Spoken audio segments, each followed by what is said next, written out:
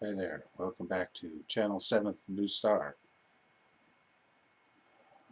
Last broadcast was New Year's Eve, or New Year's Day I should say, and today's the 21st of January, at least for the next half hour.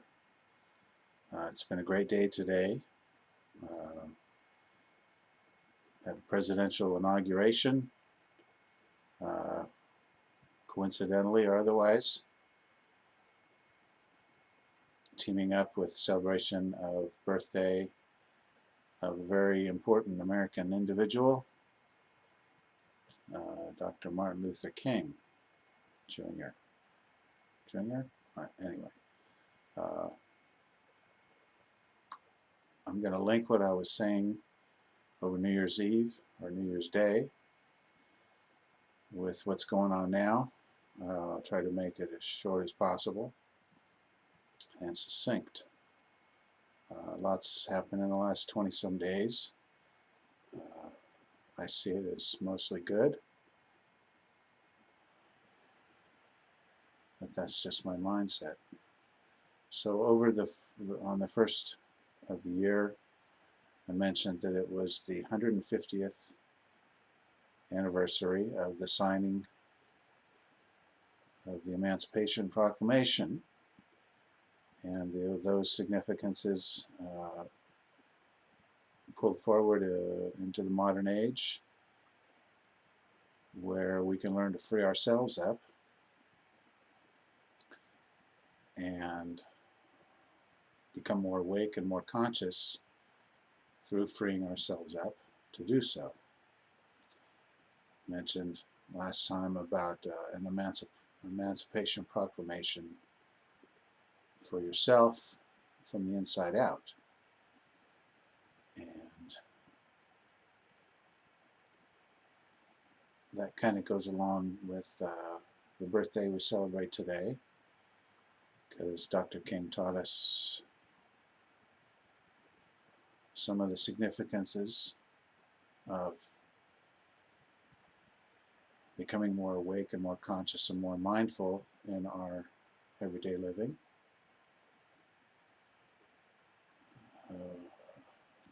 Experiencing true freedom from the inside out,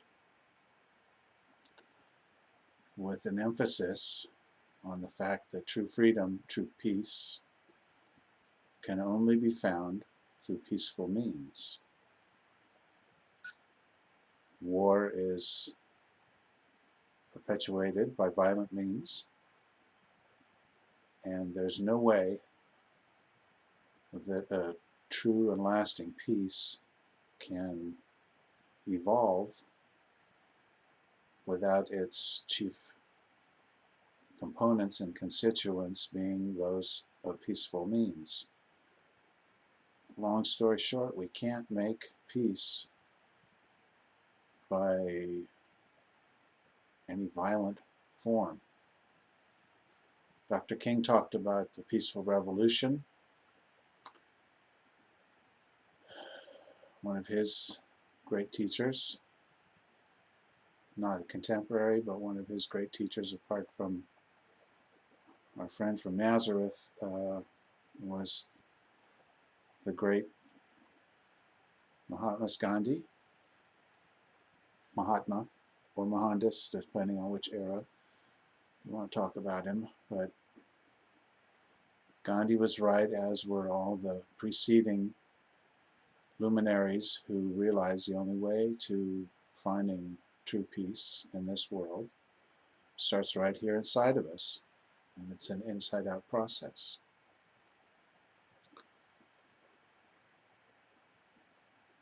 The importance of raising your awareness and mindfulness and consciousness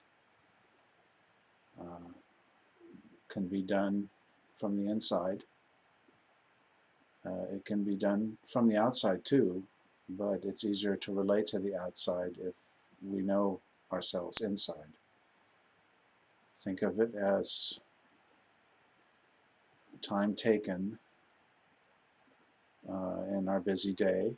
We can do this at night, or we can do this as we're just waking up. So if you find it hard to do during the busy day, that's fine.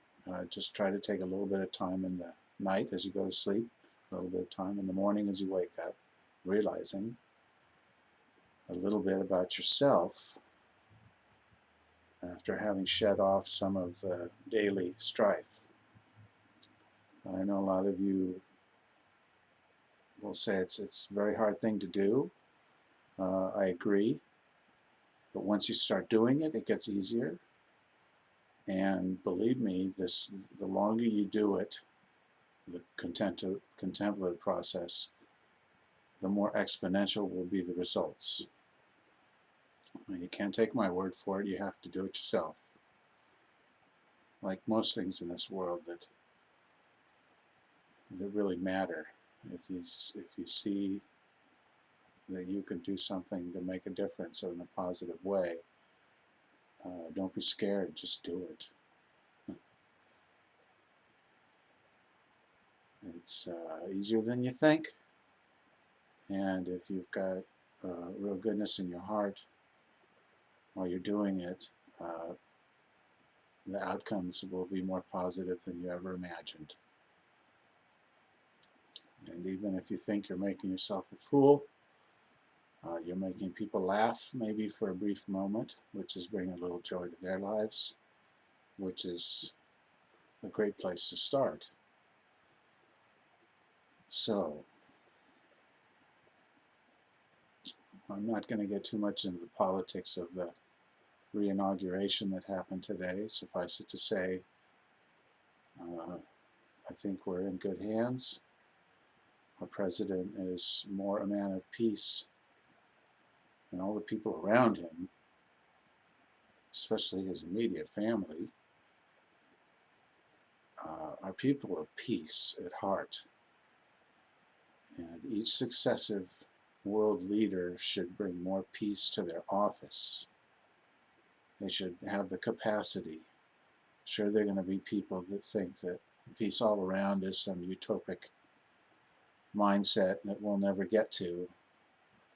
But oftentimes, those naysayers are the people that haven't taken the time to use their own minds to get to know themselves with, which is what's really important in understanding the self and how we work in the world around us and being happy and creating joy. Not just enjoying joy, but creating joy, which is really quite easy to do. There's a joy and a toast to everyone who's willing to endeavor in producing a little more joy in this world than this year, and whenever they can. So this is grape tea, unfermented, just grape juice. Here's to everything good.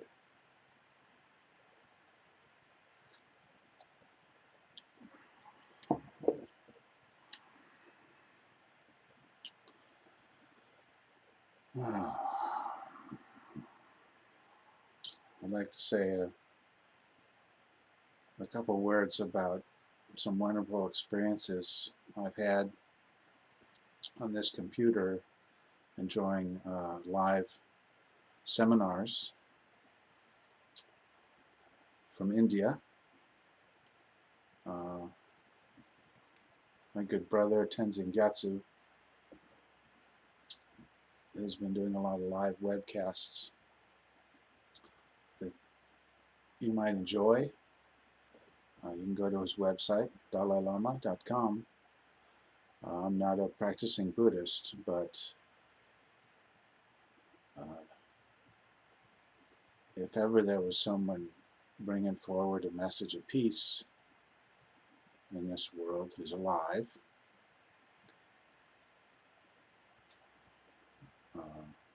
I think my brother, His Holiness Tenzin Gyatso,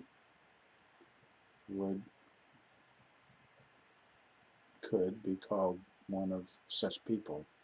There are many people trying to bring peace into this world, but I have a particular relationship with the Dalai Lama that goes back quite a while, and I'll talk about that more. Not tonight, but in the future, as things unfold. Anyway, the seminars that my brother Tenzin Gyatso, His Holiness, has been sharing with us from India. The first one was a multi-day seminar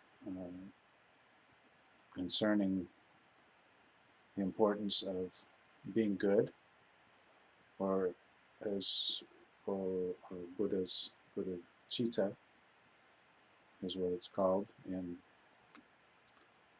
Buddhism. Once again, I'm not a practicing Buddhist, I'm just a yogi and a monk of many orders.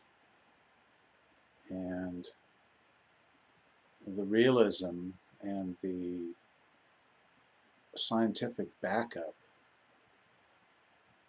brought about by curiosity in Buddhism is particularly intriguing to me, as were other forms of Hinduism and Jainism and other non-Abrahamic systems. I've got nothing wrong with any of the Abrahamic systems.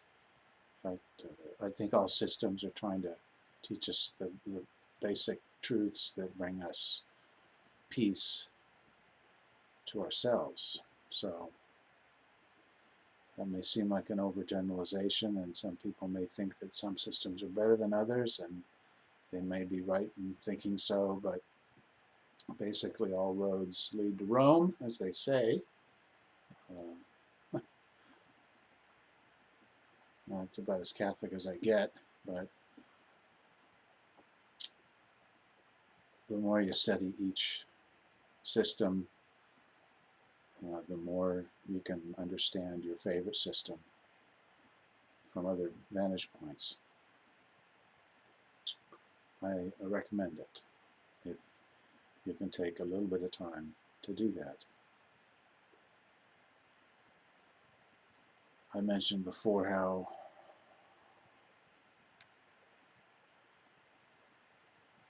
important these last 3 weeks have been, beginning this new year of the, or end of the year of the dragon, Chinese culture, Asian culture, and we'll be heading into the new year, and I'm going to make sure I know what animal that represents before I iterate it here, but that starts February 10th, Chinese New Year's, so that might be the next broadcast. There might be one before that, but that's most auspicious day, as they say, in Tibet and Nepal and the high Himalayan plateau that some of us may or may not be aware of as being is playing a very significant part in scientific processes of yoga that bring about greater awareness and consciousness, and that's where the good stuff is. It's oftentimes the more you go inward, the more you are distilling your thoughts, and as you distill your thoughts, they become grander and grander in their overall concept. At the same time, they become simpler and simpler and sweeter, and as you get to the upper distillates, loftier forms of consciousness, it's as intoxicating as just about anything we can think of. That's where the good dreams come from, that Dr. King alluded to, and that we all experience at night or during the day, daydreaming, whether we remember them or not. There's a reason we dream, and it's It's a way of freeing our minds from the physical and letting our consciousness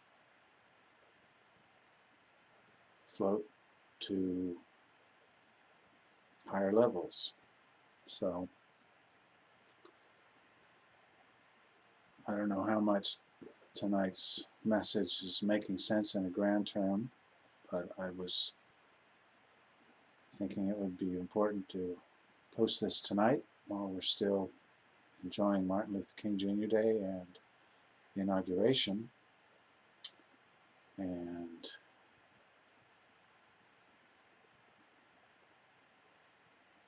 I think things are getting better.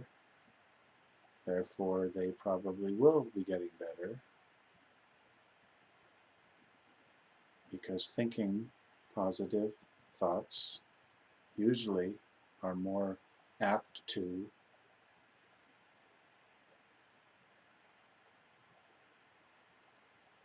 create reasonably good results. So think positively, and positive action and positive situations are more apt, are more probable to be experienced. It sounds easy because it really is. You just have to give your mind the time to let go some of the stuff that's holding you down, that's keeping you from thinking positively. And we all have things we worry about in life, and that's normal.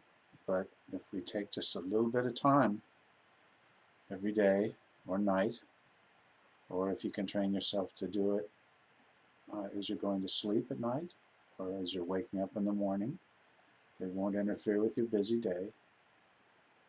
It really is easy to become happy, because what's between our ears is designed to enable us to do that. So I think we'll wrap it up for tonight. Once again, I toast everyone into the new year like I did 3 weeks ago. And here's to our leader of our great country. And here's to more peace in this country and this world we live in. The times they are, they're changing, as Bob Dylan said, and I'm quite certain that the times are changing to something a little more good for everyone.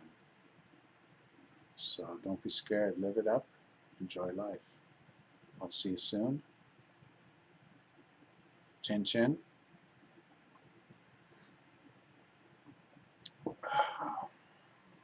And namaste.